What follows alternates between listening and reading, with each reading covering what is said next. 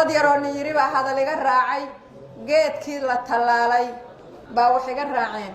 in yar baan oranayaa aamin ii dhahay intii naas muslimiinta geedkaas ayax boodbooda inuusan goosan abaar qallajisan ilaahay inuu tusan tusin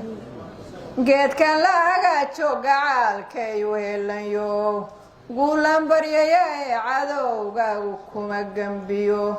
gudin afweyniyo hangool gaaban kulama helo guguna kugu horyo gaashaan xareeda sido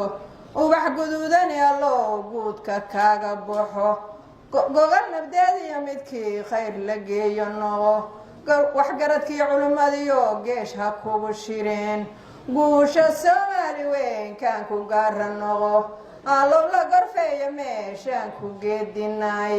galab carabada allo gaada ka daba